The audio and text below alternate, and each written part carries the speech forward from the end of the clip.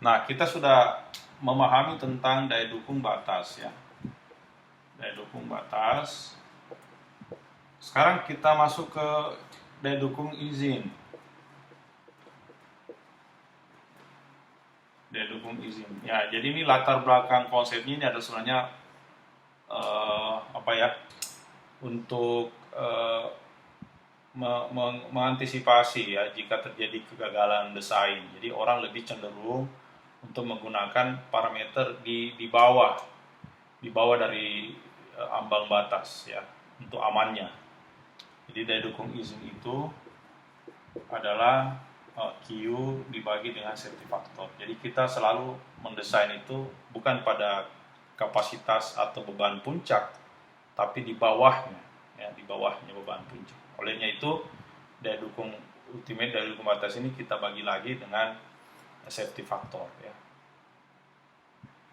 Nah, besaran safety factor ini bervariasi. Ukurannya adalah bagaimana cara menentukan besarannya ya tentu dipengaruhi oleh jenis struktur. Ya, makin rumit strukturnya, makin tinggi safety faktornya yang kita pakai. Kemudian kualitas dari penyelidikan tanah. Apakah ada penyelidikan tanah? Apakah ada uji lab? Apakah ada in situ yang bisa diandalkan? Kemudian seberapa besar kemungkinan beban maksimum terlampaui pada struktur fondasi yang kita desain. Apakah sering beban maksimum yang kita yang lewat pada fondasi tersebut atau cuma jarang atau mungkin tidak sama sekali? Ya, tentu kalau sering kita pakai safety factor yang tinggi. Kemudian seberapa besar konsekuensi jika struktur fondasi ini gagal?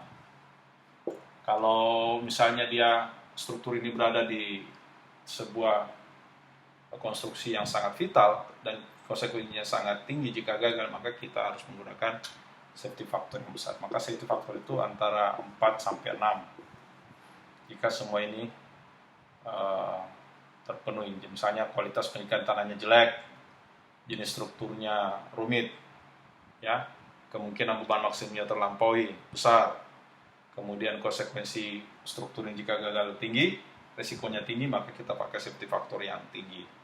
Tapi kalau tidak memenuhi ini, misalnya strukturnya sederhana, kualitas penyelidikan tanahnya bagus, kemungkinan beban terlampau juga tidak terlalu besar, frekuensi kegagalannya juga rendah, ya tidak terlalu berisiko, maka kita pakai safety factor yang rendah antara 2 sampai 2,5.